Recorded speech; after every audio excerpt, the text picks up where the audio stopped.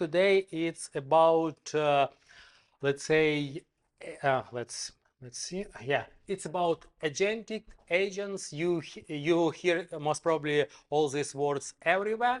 Sometimes people say them and don't know what they really means. Let's say how can be helpful, and let's say what are the good use cases for them, and also how to use them. At some point, let's say some time ago, it was when they started to pop up, it was rather hard to integrate them to run an application. These days, with Spring AI and with other tools, it's becoming more easier, and that's why we also see greater adoption. So what we will discuss, what are the agents, why Spring and Java is important now for Agentic and can be used for that, how we can create agents with Spring AI, what kind of challenges Spring AI can help to overcome, and how it works. So I hope I will be able to also jump from presentation to VS Code and show you some application from the beginning to, let's say, from the blank state to most probably running the application if times allows us. So let's start. What are the agents? Marilyn mentioned that we have sometimes we have deterministics problem. So we have some documents, for example, we can know the structure, we can find some patterns, but what we see also in the real world that there are plenty of data which is non-structured. So, for example, some kind of text documents which does not have particular structure, like various invoices from different companies, receipts, and so on. They can be very different. Also, images, they are different, audio and video. So there are plenty of information, there are plenty of data which has information, but let's say it's very hard to make sense of it and process this information. And in order to work with that, we could use, or let's say in the recent times, we see that there is a rising trend of using agents of that. So it's autonomous systems that leverage AI to reason the data. So to analyze, to read the data, analyze it, and make decisions based on that data, and maybe even make some actions based on that data. And those agents, they, let's say, there is an evolution of agentic AI. We talk like it's ages already, but it's like 2 years or something like that. So, but during these 2 years, we already saw that agents went from just usual chatbot with ChatGPT in the very beginning to now we see that we see generative AI agents with which can be more sophisticated, which can do some workloads, which can do some stuff. And sorry about it. Okay, and with this will be main point of my presentation. And of course, in the future, there are new developments which I hope will come up soon with fully autonomous and multi-system agents, when agents are cooperating. We will see how it goes. Today we will concentrate mostly on the central part, because I would say the chat problem is already solved. You have chatbots everywhere. There is no need to invent another one, but maybe we could, let's say, bring some intelligence to those chatbots. And another problem with why we need agents, that we as a human are non-deterministic. Let's say, for example, you may imagine customer service or airline service, and people are coming with different problems. I want to book travel to Paris. What is my insurance? What is my reservation? And so on and so forth. And of course, you may build a system which will be hard-coded with some forms and so on, but next time people come with different problems. And also it's important to acknowledge that generations are changing. New generations, for example, used to work with chatbots and similar tools. For example, I'm old enough to remember Oracle forms and so on, but I would not wish my son to work with this kind of software because it's horrible. These days, let's say, people choosing different ways of communicating with the system, not only just text, but also voice and so on. So, and in order to work with this kind of changing inputs, we need something more sophisticated. And these sophisticated scenes usually use, do we have a clicker or something? Not clicker, but pointer. No, okay. In this case, this kind of system usually use large language model, the brain, I would say, communicate with the person, and also might need to store or work with some additional data sources, but not just data sources, but with other systems, with other tools. So there is no point to just when someone will ask you about travel to London, provide him or her some general information. You need to be able these days to do something, to book this travel, to, I don't know, to cancel this travel or provide some information. And all this happens also in the loop. So this so-called agentic loops, we see it always when agent, the system, receives the input, process the output, decide what to do, and do it, and iterate on these things. And each time we can have different requests, each time we can have different data.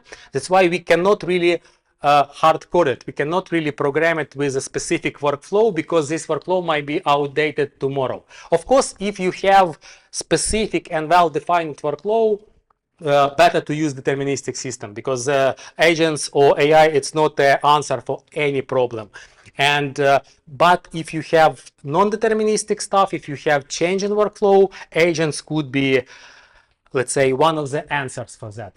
Why Spring and why specifically Java in this case? Because what we see on AWS side, for example, that there are different persona and different projects usually. When people starting with AI, they usually those are AI ML specialists, for example, they work with the data. After that, we have, for example, they create some kind of front end to visualize this data and maybe to use or fill this data to business application. And usually on those different stages, we see different languages. AI ML, it's a Python everywhere. Of course, front end is JavaScript, but we see a lot of Java inside, because all these agentic problems, if you saw it previously, that it has a lot of connectors to different systems. Agentic problem is integration problem in reality, and Java is one of the best languages to deal with integration, because it's already have a lot of capabilities for security, for REST APIs, for connecting to other systems, to bringing things together. And we see that when people start to move things to production from just proof of concept, they need something more enterprisey than Python, I would say. And in this situation, Java comes in hand, very handy, and also Spring. I don't know how many of you use Spring in your project. Yeah, so you seems answered this question. So Spring is really, I hesitate to use word dominates, but it seems like it is. Let's say, and let's say if people using Spring, that's why if we will have something to work with AI from Spring, it might be, let's say, adopted faster.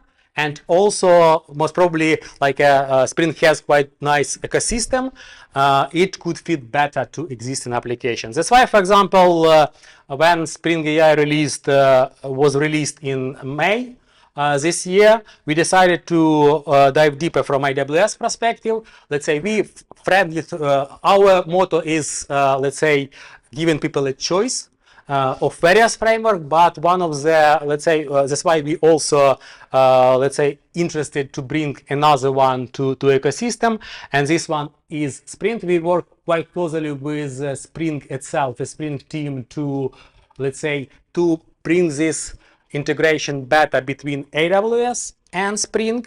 And of course, in this talk and in this presentation, in this code which I'll show you, we use, let's say, rather standard construct, but I will show them, of course, from the perspective of AWS, because I have access to those tools. I can use them. Spring itself provides access to OpenAI, to Microsoft, to Gemini, to many other type of let's say systems. One of them is AWS, and one of them is let's say Amazon Bedrock.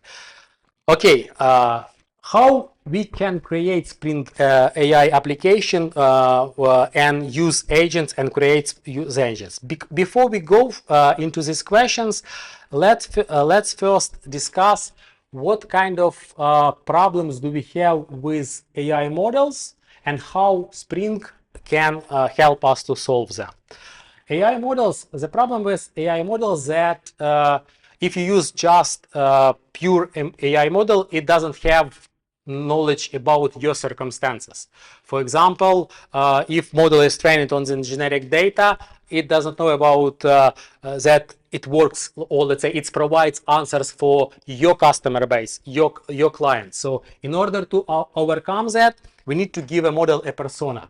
For that, in Spring, we use, or in AI, we use system prompt. I will show you how we can do it to give a model a persona, to give the model the knowledge in which domain it works. For example, it can be model which works in customer service for airline company or from medical institution. Different answers, different tone. System prompt can help us. Models are stateless, so maybe people kind of forget this because everyone started from ChatGPT and it's remembers the history, but it's not the model not the underlying model. It's an application on top. Keep this history. Model itself each time will provide you answers not knowing what you asked before. In order to overcome that, we need to give a model a memory. So we need to, let's say, add this to our application. The next problem, models are general. They train it on the internet. And for example, if our company has specific information like medical records or, I don't know, specific financial documents, models knows nothing about that. And it cannot answer even simple, let's say, simple documents like travel policies or luggage policy for airline. Model does not know it. We need to provide this data to the model. It can be done with this concept retrieval-augmented, let's say, generation. It's a most probably complicated topic, but in short, it's a way to give the model the essence of your data, not full data because it will be too much for the model, but rather extent and important information. And also, model cannot do anything. Models are, in the end, text generators. So it receives the words, it analyzes it somehow. There is a magic behind it. I don't know how it works, but it works somehow, and it provides you the, let's say, the set of words. It cannot do anything. So in order to give it capability to do something, or rather to tell, let's say, to perform some actions, we could use function calling. So model could tell us, could decide for us which tool, which function we need to call, provide us as an answer, and we will run this tool. Spring AI helps to automate this. So you will not need to run, you will not need to create some environment. Spring AI will do this for you. And the last but not least, model cannot access current information. So model doesn't know what is the date today. Model doesn't know what is the price or exchange rate for the currency or something like that. In order to work with that, model need to have access to the external world. These days, you might heard the word model context protocol. Very hot topic these days. In reality, it's a protocol which connects to, let's say, model server and model client, not model server, but AI server and AI client, and gives them possibility to talk between each other. So we will also see this, I hope, in the demonstration. To sum it up, we see these challenges, we see the solution, and lucky for us, Spring AI can help with all of them. and I would say can provide you with a quite easy to use tools. And this is I find very huge advantage, because like always with Spring Boot, it's a lot of tools for your convenience.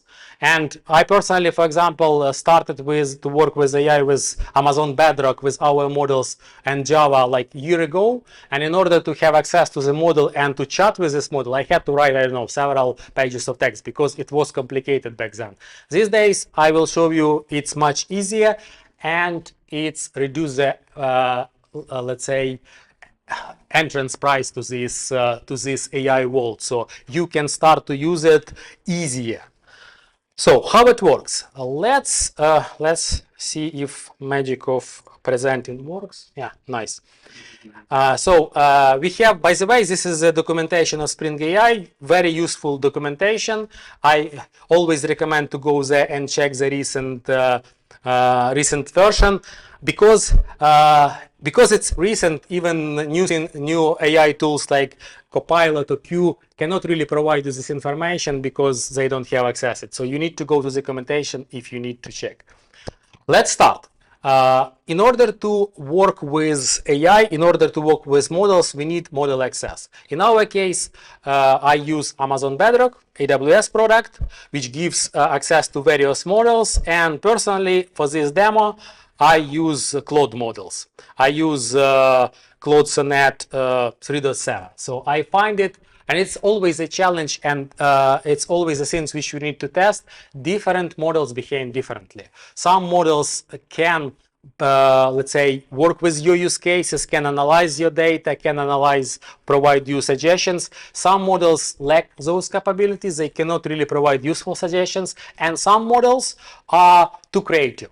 So they provide suggestions, but like, for example, I tried with Claude Sonnet 4, and it was too sophisticated for my tasks, I would say. So it started to produce some results, and it was harder to control it. So for example, that's why I went to 3.7. So this choice of model is important. Let's start. So I have my Visual Studio Code.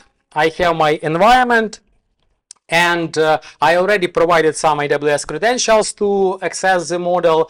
And I will start with the first step. So I scripted somehow this demo just to reduce typing. So how we would start with Spring AI? We will set up the first project. I use, this is a CLI for Spring Initializer. In order to start with AI, in fact, I need just one dependency. So I just need Spring AI, in my case, Bedrock Converse. It's for access to Amazon Bedrock. If you use OpenAI, they have their starter, or Google, there is a starter for them also, sorry. But it's important to show that it's quite easy to start one dependency, magic of Spring, of course. Let's start. Let's download this code. Yes, and we have our standard Java projects, standard Spring projects, which has this dependency which I told you, Spring AI starter model Bedrock Converse. It has, I provided some application properties in which region of AWS we want to run, which model we want to use, and how we can restrict our models in terms of tokens, just to not produce too much tokens and not to spend too much money. So we have it here, these parameters, and I also, let's say, implemented some initial code to use model in the CLI. And in fact, if you see here, the AI part is just there. So we use chat client in order to create a chatbot. So just 2 lines of code and several dependencies. And if I run this, I hope everything will be fine. So I have my prompt. It's not fancy UI yet, but it's already some prompt. So we can ask, for example, the model. I don't know if you see it. Let's maybe Control plus, Command plus. Yeah. Is it better? Or let's try this way. So how are you? We can chat with the model. And now we face the first problem. I can ask, who are you? So just to see that without any guidelines, model does not have any persona. It's trained but by I'm Claude, I'm AI assistant, just general AI assistant. It's nice to have a general chat, but it's not nice if you want to use it in enterprise application. So in order to overcome this problem, we need to provide some system prompt for the model. Let's do this. So I will cancel this interaction. As you can see, not so many changes. Assistant, application properties, standard Java application properties, and POM file. Let's go to the second step. So the second step, we will enhance our model with some capabilities. We will add REST API, not model, our application. We will add REST API, we will add some UI for convenience, and we will start to add capabilities. Okay. So now we have a little more code there. So as just usual Java application, what do we have here? We have our main method remained unchanged. We have our main unit of code, which is chat service, where we have our chat client. And as you can see here, we have first change. So we started to add some features to this chat client. We added system prompt. And what this system prompt does, it defines the behavior of the model. So now I can say you are helpful, honest AI assistant. Those are your rules. If you don't know, say don't know. Don't let's say don't invent, and so on and so forth. So we can, this is quite short system prompt. In many real systems you will have larger ones, but it already can help you to define, let's say, model behavior. And of course we have some rather standard one like REST API, some web API, and I have time-live template just to have simple UI. With that, we already started to add some additional properties to the file. Those are not that important because this is just login stuff and time-live stuff. As in previous example, the most important one is our model. So let's go here yes, good. And I go in this CD assistant and try to run this application. Good, application is started, and now if I go to the browser, I have nice UI, but what I already have when I ask who are you, I hope model will answer me. Let's see. Yes, so it's already have persona, so it's providing information related to company policy and procedures and so on and so forth. And currently we work just with text. So we provided a prompt, text, and received text back. Models have these nice capabilities which helps us in unstructured information world.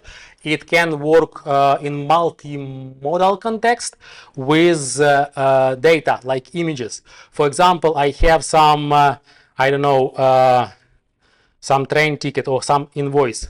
I can ask model to analyze this document and provide me some information about this document.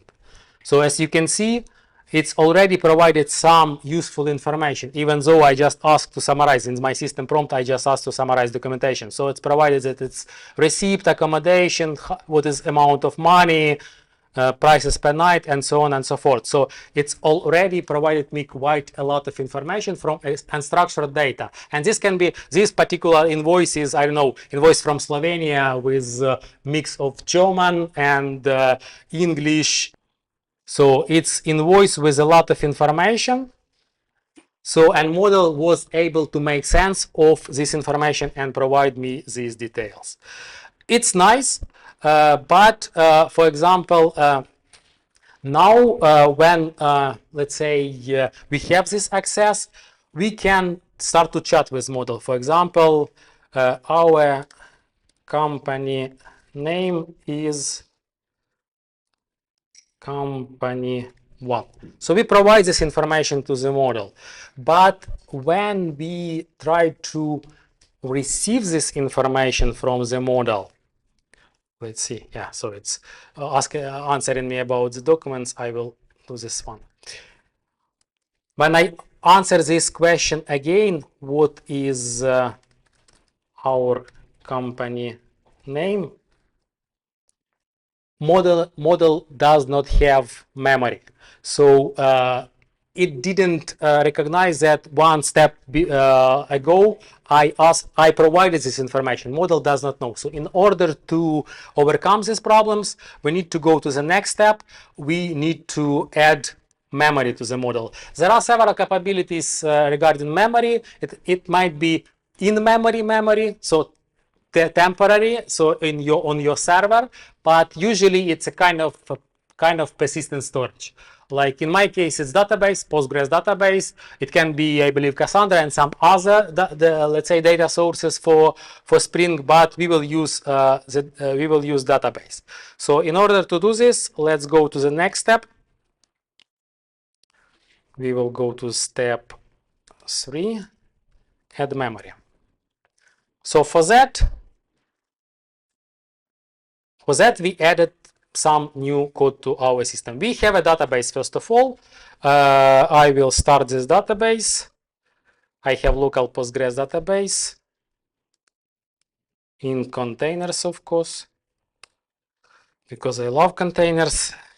It started. And what we have now, in addition to the previous, we have some small dependencies. So in order to add memory, we need some starter for memory dependencies. We need some starter. We need Postgres driver.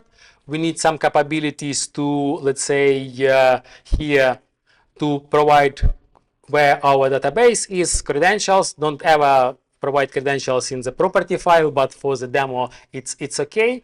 And also we provide some GPI related capabilities. The important one is here that Spring will initialize the schema for memory persistence for us. It's in fact, it's not anything fancy. It will create a table in the database with the necessary structure. And we also added new service.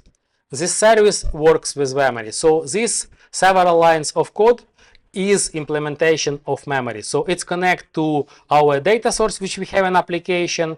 It's defines that we use Postgres, and I define that I want to store 20 line of conversation in this memory. Why I define 20? Because each time when memory is used, it's added to so-called context, to the things which we send to the model to give a model capability to have this memory, to analyze this memory. The more we send, the more tokens we use, the more we pay. But it's one disadvantage. The second disadvantage is the more data we provide, the slower the answer will be, because model will need to analyze more. So you need to always keep, let's say, some middle ground. How much information do you want to store, and how much useful it is. So we have now our application. Let's go to our assistants. Let's start it one more time. And if demo got on my side, our company name is company one. Okay, nice. Okay, what is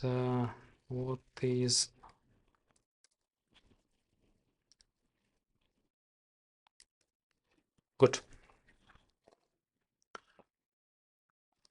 So now model has memory, and it's important for all this expert system. So you need to keep the history, because user is going back and forth, discussing with the system, let's say, some questions, like I do with coding assistant, or you do with coding assistants. You need to store this conversation to be able to get the data, let's say, from this conversation.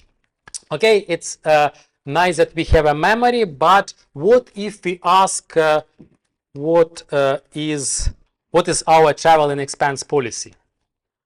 Let's say model does not really know about our travel and expenses policy because it's not trained on our data. And this is, I would say, the most common problem for enterprise. They have vast amounts of data, a lot of policies, document procedures, and so on, but it's hard to get sense of them and hard to present them and use them for useful purposes. That's why, let's say, ability to work with your specific data is one of the, let's say, problems which we would like to solve. And we can solve this problem with Spring AI and with concept called RAG, Retrieval-Augmented Generation. It's also can use various data storages options. One of the options which I use also database, Postgres. Why it's also interesting and why it's very convenient, because I would say if you take uh, almost not every, but a lot of Java application, they use database and most probably Postgres in some shape or form. So be able to leverage the same data store, but with new technologies like AI, I would say it's a very, very convenient way to do it, because you will not bring new entities to the system. So you will use existing infrastructure. So let's add our possibility to work with RAG in another magic, and we have set of dependencies. This one is more because we need to define first of all vector store. We need to define vector store is the name of the storage, I would say. We need to define that we use, let's say, Postgres. And we have, I will not go into this, but we also use, in order to work with RAG, you need to kind of make an index from your information. It's not just inserted. It's let's say inserted, and after that, let's say with help of the model, transformed to specific form is very efficient for so-called semantic search. Semantic search means that it's not just regex, like, okay, I search for Düsseldorf and I search for Dus, for example. In this way, I can find Düsseldorf. But for example, semantic search, if I search for city, Düsseldorf and New York will be cities. So semantic search can connect these terms together, and it's very useful for the use cases when we need to work with various information. So we cannot rely on just regular expression. We need something more sophisticated, and semantic search can help us with that. And it is a key component of RAG. So now we have this, let's say, this new code. Also, like in previous example, by the way, this code, this example which I use, it's publicly available. I publish this to our repository. I can provide you a link later if you want to dive deeper. But as I said, it's another service which, with the help of Spring AI, like literally with several lines of code, define that I can use vector store, and here I add this capability by capability. I added to my chat client memory. I added vector store, and as you can see, we just adding another capability to our builder and receiving new capabilities in the system. So let's start this application. In order to work with RAG, we need to load the data to the system. To do this, I have some. I created some REST API, which help us to load the data, which help us to load, where is it? Yes, to load the data. Let's see here. It's probably here. No.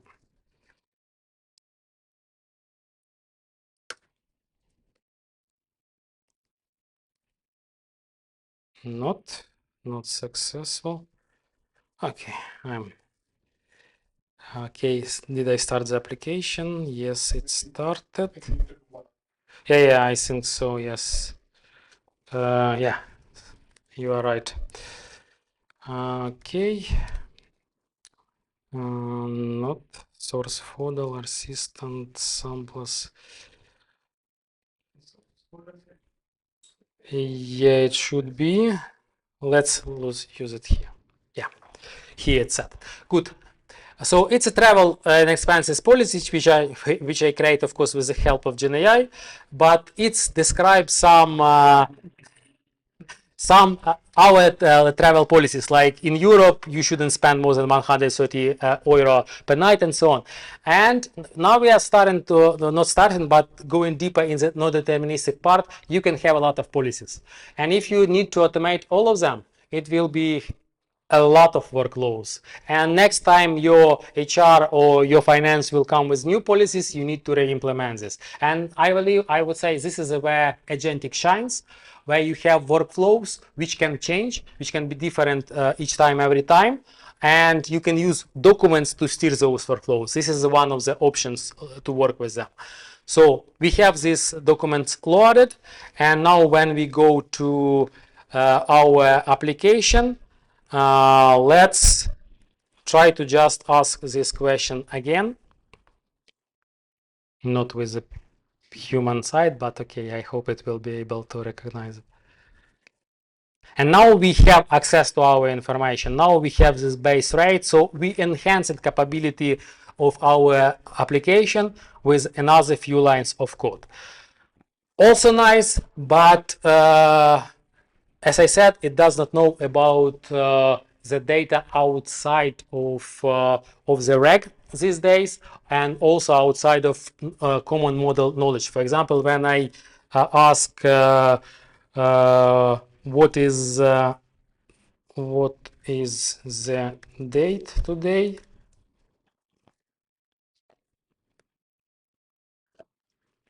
I don't know current date, so it does it sees some reference to date like effective date in the documents, but it's not current date. So what we could do, we could give a model a capability to work with external tools to run the not to run the code, but let's say to integrate with the code. In order to do that, we can go to our model and go to the next step. One before the last, so don't worry, we will be able to finish soon. We are out of time, but okay. If it, yeah, Blackington model, absolutely. So so now we have add tools. Yeah. So we added another, let's say, another capabilities. We have just used a small date-time service, just return current date. And this is the first time when we see we have a tool, and we also need to tell the model to describe this tool, to describe the purpose, to describe arguments, to be able model work with text. So this is a way to use annotation, tool annotation, just simple one, and to describe the models is what is in this tool, and after that to provide the model. Let's say that it's allowed to use this tool. We added to list of default tools. Let's run it one more time, and if it is successful with this change, I can ask it again.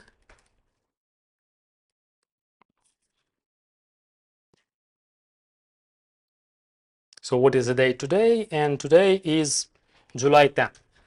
Good, but the last step, we can do more. We can also connect model, not connect model, but connect our application to the rest of the world, to other application which is there, to other Java application which is there for years, but could receive new agentic capabilities and could be connected together, not just via REST interfaces, which we already have, but to this more, let's say, non-deterministic way of doing things. If we ask our model, let's say, what is the weather in Paris next Monday? So it knows about next Monday already, but it does not know about the weather. It has no access. So we need to give this access to our tools. For that, we will do the last step, and we will introduce two applications. Okay, let's copy it. So we have two applications. We have our back office application, which will work with travel expenses, and our travel application. Let's imagine that it is SaaS company which provide you services, and this company wants to provide these new capabilities for your application. Let's start it. CD travel. We start this application, and I already integrated those tools to this application, and when we start, you can see that this application has provided me 17 tools. Not me, but just to the world, I would say. Another application is our back office. Okay. It's provided another set of tools. I will show you briefly, I will show you in a moment how we enable this application to provide these tools. But let's see the results, the final product, I would say. So we start our application, our main one. In our main application, by the way, we have not so many changes. We just have URL to those two applications which are running somewhere, not just on my machine, but somewhere in the internet. And we have one additional starter in the POM, which enables so-called MCP client, way to communicate to external servers. And now, when we go here, and when we ask the model what is the weather in Paris next Monday, model will, or application will check between the list of those tools which it has access. We'll find that one of the tools is get current date, another tool is get weather, let's say, and it provides me that in Paris next Monday is 27 degrees. And now we can work more with this model. For example, could you please book me a flight to Paris, from London to Paris next Monday to next Friday? So I provided some text, some English. It's not structured information, but with access to tools and with access to model capabilities, our application can make sense of it. So find out that we want to go from London to Paris. Next Monday means what is the date? I don't know, but it will find out this date. And it will go to our travel application and find us some, let's say, flights, and give us possibility even to register if we, let's say, reuse these tools. With that, we are starting to receive, we are starting to get capabilities to work with external world.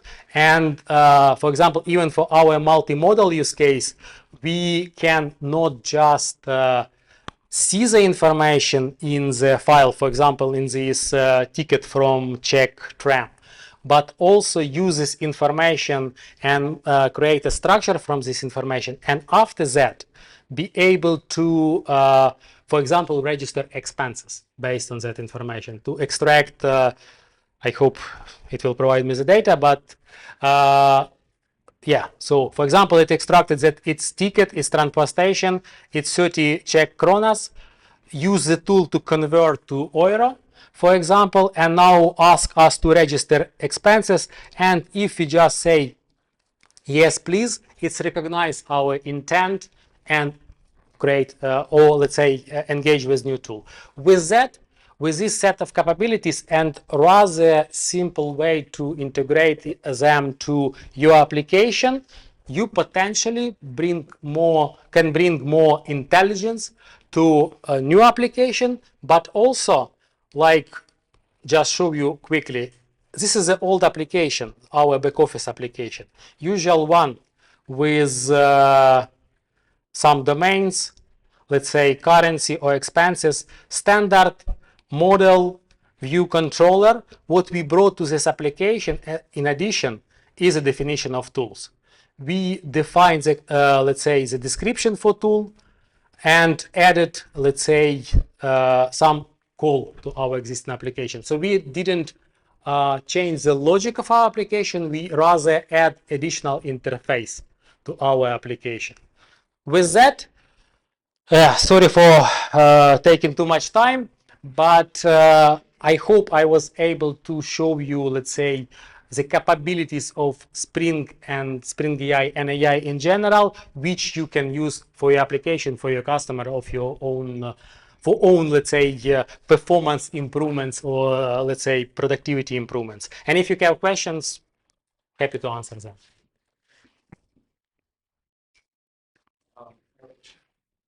So about this RAG part, the data that you supply, so the virtual doesn't consume tokens. Yes, it's used so-called embeddings model, specific kind of model, not just general one, but models specifically trained to create this index, so-called semantic index. I use Amazon Titan. There is a Cohere models. There is not so many of them, but they are quite efficient in this.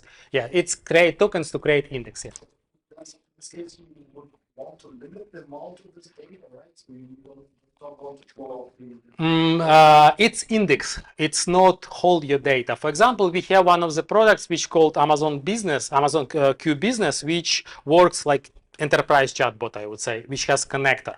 And this product, like you can do it in your product too, ingest data from Confluence, Google Docs, and other system, make a rather condensed index. And what it's enable you to do it, next time when you need more information, you ask index instead of going to this system. When you in index you have, I don't know, 1 gigabyte data, in your system you have 1 terabyte of the data. So this is a way to really save your money, because those information are condensed in the way which is more digestible for the models themselves after that. And also it's a kind of way of search. For example, when models, when RAG is going to this context, it will not bring you all the data. It will, for example, you can configure it, will give the 5 best matches from this data, 5 best documents, not all of the data, but 5 the documents. This is a way to really to save money, but also to speed up this project significantly. Yeah. So because if you have a large amount of data, company policies or whatever, you have all stored in this vector store, like how much do you want to supply? You will want to have them all there, but after that you will want to tune your way of working with index and define how many documents you will want to retrieve, because it's a search in the end. So it will go, for example, we can also use OpenSearch and other products to work as a vector store, let's say, and if I ask for travel policies, it will find that we have only 3 documents about regarding travel policies, and return only those, not the whole document codex or something like that. So you first perform like quick search, and then you just take the data. This is a part of RAG as a solution. It will do it for you. Yeah. And how is it kept up to date? You need to have a pipeline to refresh the data in the index. Yes, it's like no magic. So you need to. No magic. Yeah, Shit, absolutely no magic. So you need to ingest the data. I use it REST API. Of course, it's not production way, but you will have some kind of pipeline which, for example, sees that data is changed, like a timestamp, or another system which registers documents, and after that, of course, updates the index. Yeah.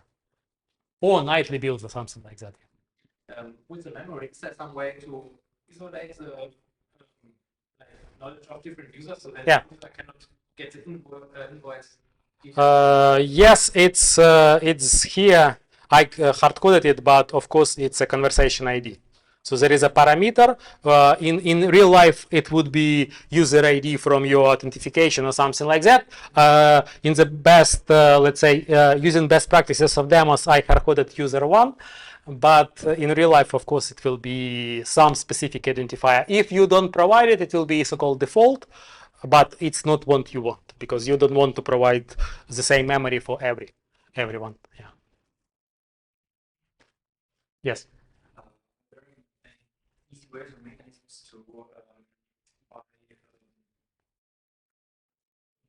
calling a prompt by sending a prompt, say to execute some action, for example, putting some data to a relational database. For example, if I say the AI system puts a task to mine do this. You have system prompt which can define this information, but also, for example, if I go to where is it? I believe chat controller. No. Yeah, to config. I have my prompt to analyze document. For example, I tell model what information to check, and after that, in the end, what to do. After presenting the information, ask user to confirm and offer to register the expense. And in this case, it's an indication model that it should search for tools which can work, do something with expenses, let's say. And like in my case, I don't know if it's, would you like to submit it for processing and register expense? After that, user answer, yes, please. And this time, magic in Spring.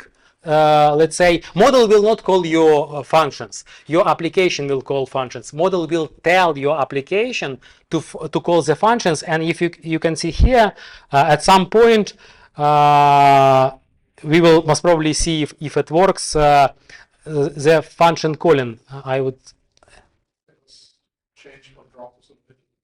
yeah. So and in the previous one we also yes, like you see, create expense. So it's in the log from the previous experiment, I saw the model called the function which is known under the name create expense. And in this case, our chat clients know what code to call. In this case, it's a call to MCP server, to another application which we have here in the back office. And in this back office, we have expense tools which have create expense Java code. And I here describe what it receives as parameters, what purpose it serves, and so on and so forth. So this is a way to connect everything together with English, with prompt. Yeah. Using these tools, the MCP server provides the tool description. Yeah. You can tamper with the description to cover up for the hacker can tamper up with the description of the tool to cover up the real correct tool to get the data, right? Because you don't control the server side of the MCP protocol. These days, MCP world is a wild west. I agree. And but this is the same story like you use in your project dependency from random guy in I don't know where, in Pakistan or something like that. And after that, you can blame only yourself if you use this dependency. There is a way, and just when I was on the train, there is a nice article. MCP offers in the protocol capabilities to use OAuth2 to secure the communication between server and client. And this way, you could also, first of all, know the server, and second of all, secure the communication between them. It shouldn't be. This is the problem of security. It's the problem of presenting the same problem like with REST API, with dependencies, and so on. You still need to use your best judgment, best practice, and so on. So there's a difference because whenever you use the API, I know which API I'm calling. Here, it automatically selects the API based on the from the server side. I agree. This is a part which need to be tested more. When you need to have better guardrails. I have the system prompt which is rather small, but this is another problem which need to be solved. For example, there is if I go to my presentation just briefly, I will show you somewhere in the hidden slide. There are next topics like agent of agents, communication between agents, and there is also very interesting development, yes, here. There is another framework, Babel, which exactly work with the problem of orchestration and to bring in order in non-deterministic nature of calls. Because I also, for example, when I wrote this application, I struggled sometimes with a situation when a tool was ignored or didn't call and so on. This is the area when the development is still needed. So I don't think so that it can be blindly put in production. It's definitely need to be tested, maybe played with system prompt and so on. For example, one hint, not really straightforward, but in my repository or in my controller and in my service, I use, as I will always used to do, I just provide an object, expense object. It doesn't work with AI. because for AI after that it's hard to combine, create JSON, proper JSON, hard to find out what are the parameters. For example, that's why in my tools, to overcome this problem, I define all the parameters and after that create these objects in my code and run it in the service. So this is the way to bring more control to, and I don't want to rework application. Application is fine with transferring the objects. I want to externalize this problem and create solution which fits better for the model, give the monkey what it wants. So model wants clarity, more information, I provide it. It's like they have a problem with the rank coming from LLM because it rather works with taxes. Yeah, it works with text, yes, absolutely. So it works much better with JSON and similar stuff than half a year ago, but still not ideal. And it's not Spring AI problem, it's in general LLM problem. It's Claude is one of the most sophisticated model on the market. So, but it's a problem, yeah. Any other questions? Yes, I will. Let's find the way to share it somehow. Can share it in the meetup channel. So meetup has the chat like thing where we couldn't put the slides. We did it last time as well. I send it to Jens because I think it will be the best. And I also provide this link to repository when I have all this stuff. And if you like this, if you can scan this QR code and provide me feedback, it's two or three questions, but it's important for my management. You know, Okay, there then are we're some going to do managers it. here. Then we're going to do it. Well, thanks a lot. It was great.